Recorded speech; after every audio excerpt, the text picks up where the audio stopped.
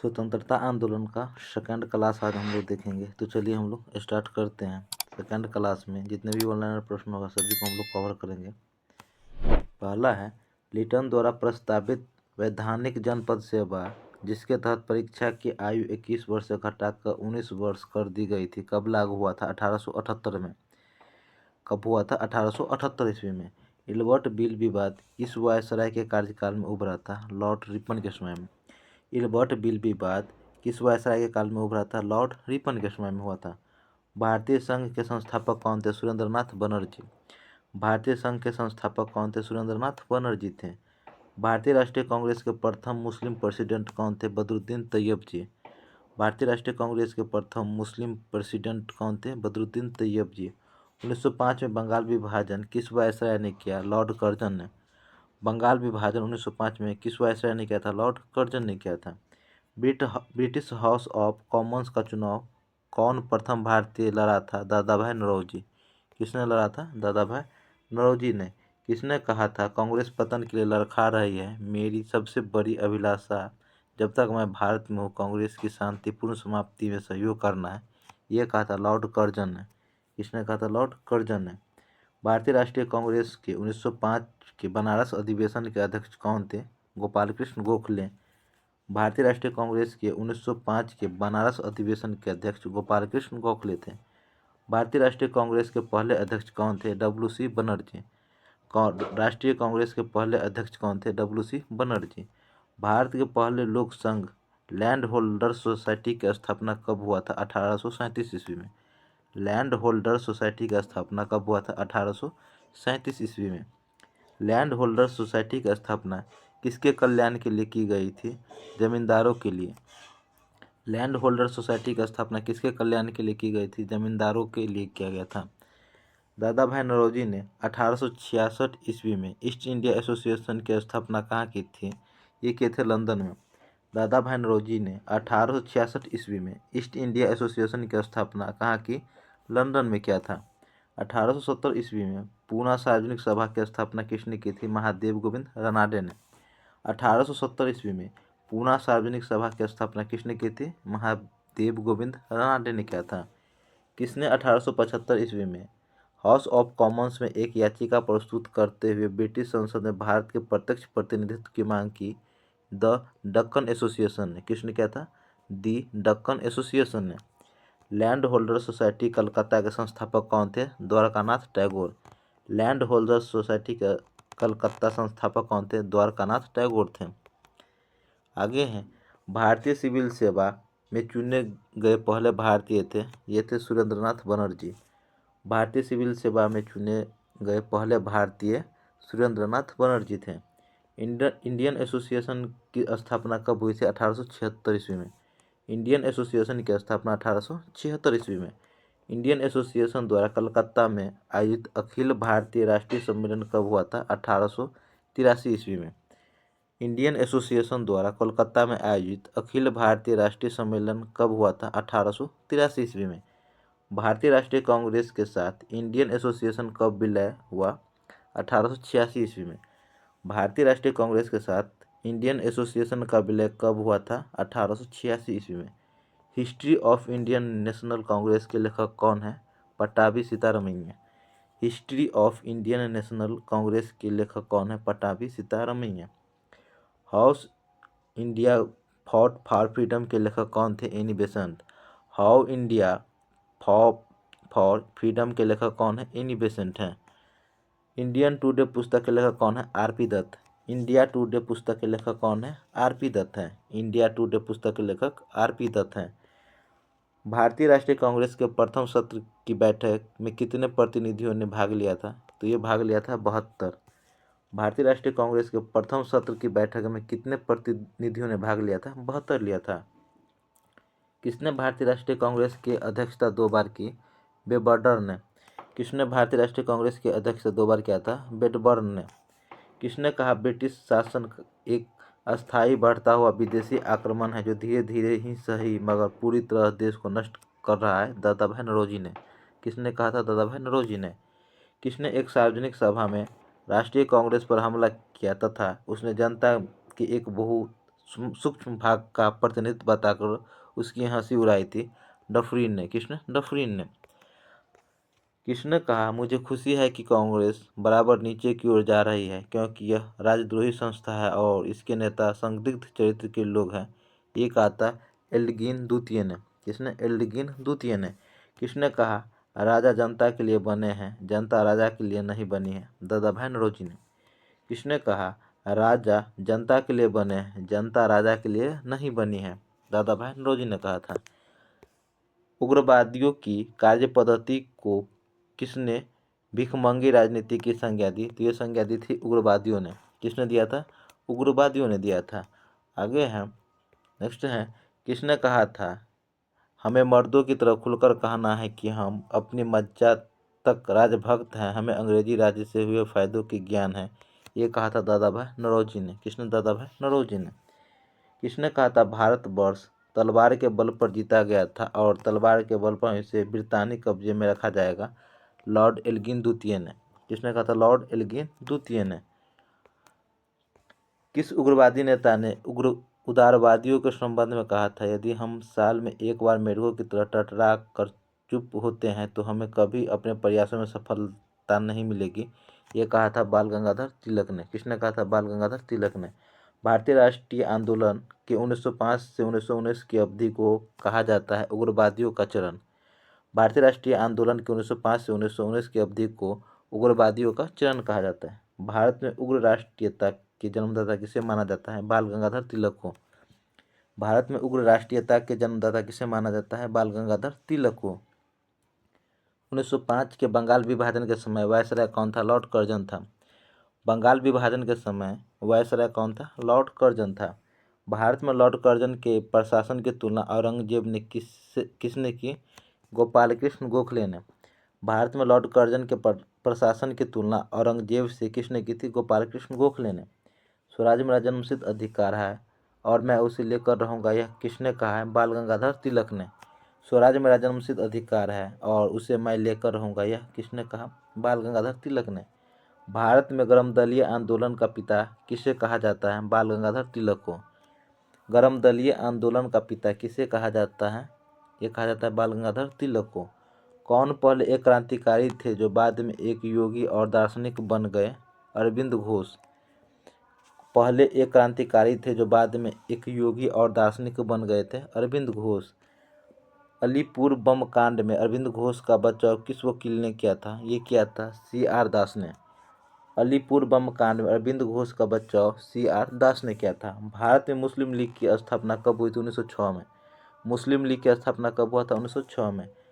बाल गंगाधर द्वारा शुरू की गई साप्ताहिक पत्रिका कौन सी थी? केसरी। बाल गंगाधर द्वारा शुरू की साप्ताहिक पत्रिका केसरी था। शेर पंजाब किसका उपनाम है? लाला लाजपत राय का।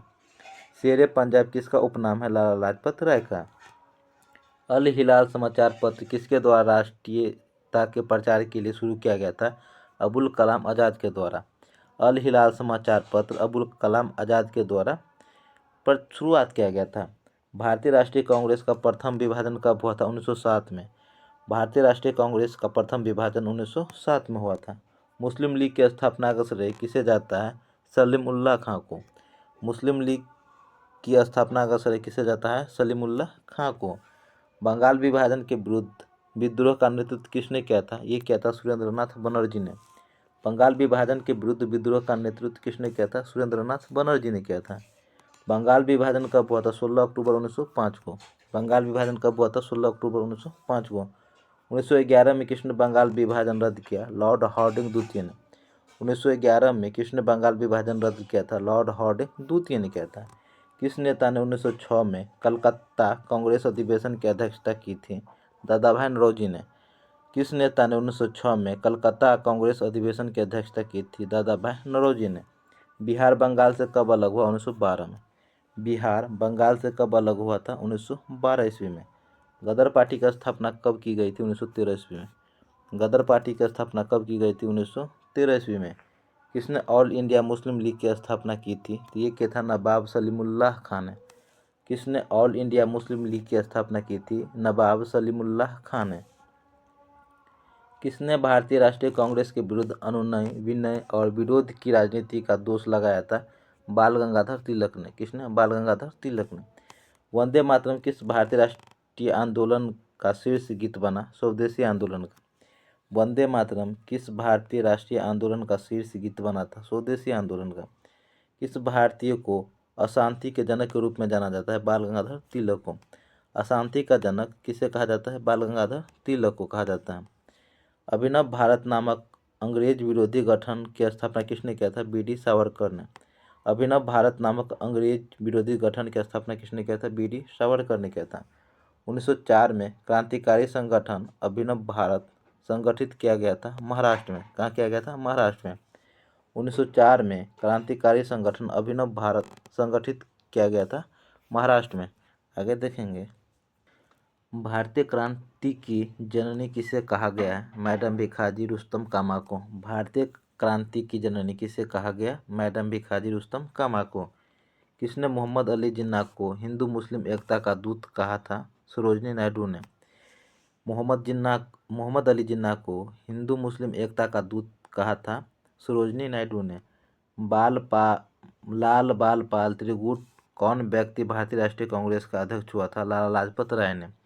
लाल बाल पाल त्रिगुट का कौन व्यक्ति भारतीय राष्ट्रीय कांग्रेस का अध्यक्ष हुआ? लाला लाजपत राय। मुस्लिम लीग का प्रथम अध्यक्ष कौन था? आगा खां। मुस्लिम लीग का प्रथम अध्यक्ष कौन था? आगा खां था। गीता रहस्य नामक ग्रंथ किसके द्वारा लिखा गया था? बाल गंगाधर तिलक के द्वारा।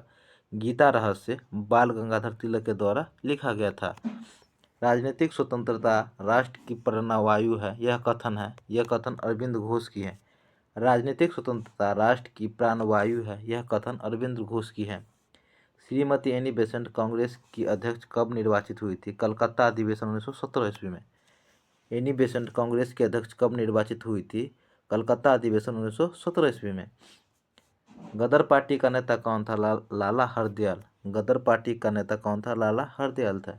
एक साप्ताहिक के रूप में यंग इंडिया का आरंभ किया गया था होम रूल पार्टी के द्वारा। यंग इंडिया का आरंभ किया गया था होम रूल पार्टी के द्वारा। भारतीय राष्ट्रीय आंदोलन पर इंडियन स्ट्रगल नामक पुस्तक किसने लिखी थी? सुभाष चंद्र बोस ने। किसने लिखा था? सुभाष चंद्र बोस ने लिखा था। भारतीय राष्ट्रीय कांग्रेस के 1905 ईस्वी के बनारस अधिवेशन का अध्यक्ष कौन था? गोपाल कृष्ण गोखले।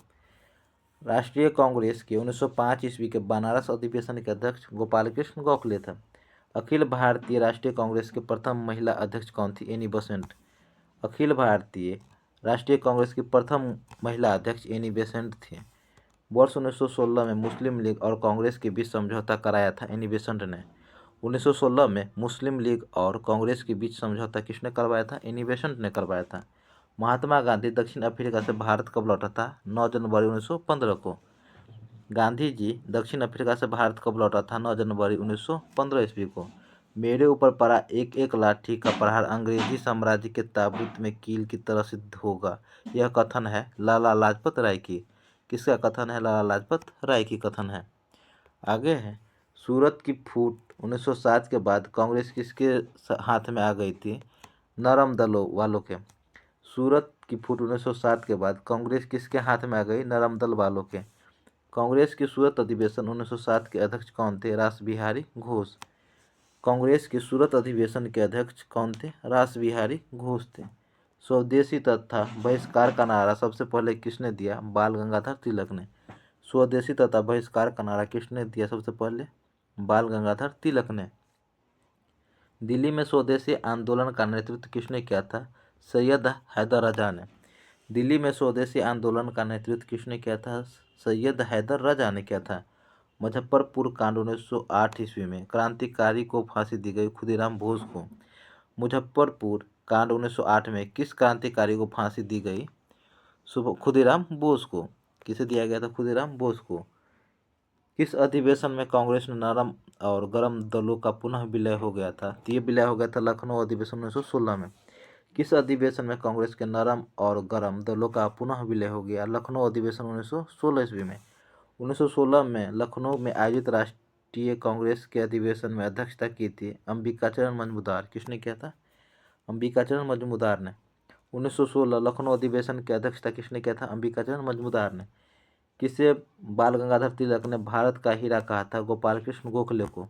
भारत का हीरा कहा था गोपाल कृष्ण गोखले को। भारत का राष्ट्रीय ध्वज को पहली बार कब प्रदर्शित किया गया था? 1907 ईस्वी में। भारत का राष्ट्रीय ध्वज को पहली बार कब प्रदर्शित किया गया था? 1907 ईस्वी में। गवर्नर जनरल लॉर्ड हार्डिंग पर दिल्ली के चांदनी चौक पर इलाके में बम कब फेंका गया था? 23 दिसंबर 1912 ईस्वी को। गवर्नर जनरल लॉर्ड हार्डिंग पर दिल्ली के चांदनी चौक के इलाके में बम कब फेंका गया था? 23 दिसंबर 1912 ईस्वी को।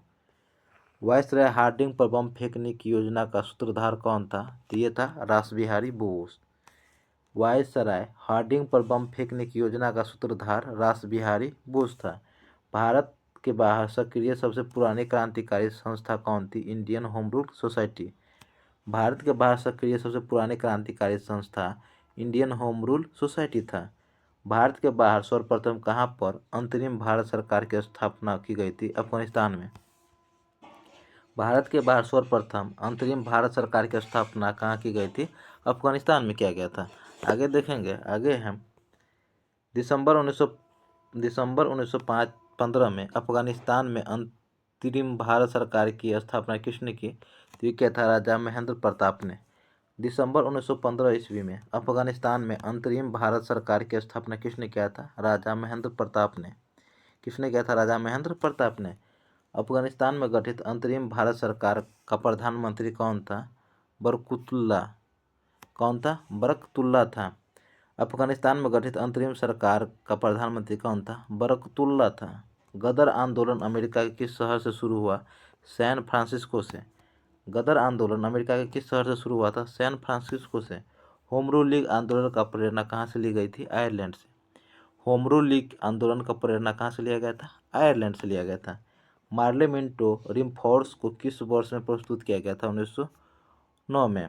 पार्लियामेंटो रिफॉर्म्स को किस वर्ष में प्रस्तुत किया गया था? 1909 ईस्वी में। भारतीय परिषद अधिनियम 1909 का सर्वग्राह्य नाम था पार्लियामेंटो सुधार। भारतीय परिषद अधिनियम 1909 का सर्वग्राह्य नाम था पार्लियामेंटो सुधार। वर्ष 1909 में मैडम भिकाजी रुस्तम कामा पेरिस में कौन सा समाचार पत्र प्रकाशित करती थी? पेट्रियट। कौन सा? पेट्रियट करती थी। 1916 ईस्वी में मद्रास में होम रूल मूवमेंट के प्रवर्तक कौन थे? एनी बेसेंट थे। 1916 ईस्वी में मद्रास में होम रूल मूवमेंट के प्रवर्तक कौन थे? Annie Besant.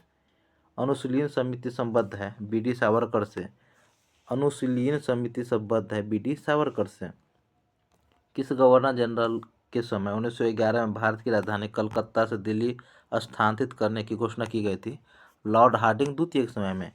किस गवर्नर जनरल के समय 1911 में भारत की राजधानी कलकत्ता से दिल्ली स्थानांतरित करने की घोषणा किया गया था? लॉर्ड हार्डिंग द्वितीय के समय में किया गया था। महाराष्ट्र में गणपति उत्सव आरंभ करने का श्रेय किसे प्राप्त है? ये प्राप्त है बाल गंगाधर तिलक को। महाराष्ट्र में गणपति उत्सव आरंभ करने का श्रेय बाल गंगाधर तिलक को है। तिलक भारतीय अशांति के जनक थे, किसने कहा था? वेलेंटाइन चिरोल ने। तिलक भारतीय अशांति के जनक है, किसने कहा था? वेलेंटाइन चिरोल ने कहा था। अनुशीलन समिति किस प्रकार का संगठन था? एक क्रांतिकारी संगठन था। अनुशीलन समिति किस प्रकार का संगठन था? एक क्रांतिकारी संगठन था। किसने कहा था? कांग्रेस आंदोलन न तो लोगों द्वारा प्रेरित था, न ही यह उनके द्वारा सोचा या सूचनाबद्ध किया गया था। लाला लाजपत राय ने। किसने? लाला लाजपत राय ने कहा था। निष्क्रिय विरोध के सिद्धांत का प्रतिपादन किसने किया था? ये किया था अरविंद घोष ने। निष्क्रिय विरोध के सिद्धांत का प्रतिपादन किसने किया था? अरविंद घोष ने किया था। गदर क्रांति छीरने का महत्वपूर्ण कारण क्या था? प्रथम विश्व युद्ध की शुरू होना। गदर क्रांति छीरने का महत्वपूर्ण कारण क्या था? प्रथम विश्व युद्ध का शुरू होना था। राष्ट्रीय शोक दिवस कब मनाया गया था? बंगाल विभाजन लागू होने के दिन। राष्ट्रीय शोक दिवस कब मनाया गया था? बंगाल विभाजन लागू होने के दिन मनाया गया था। तो हमारा कंप्लीट हो गया। मिलते हैं हम लोग नेक्स्ट टॉपिक में। जय हिंद, जय भारत।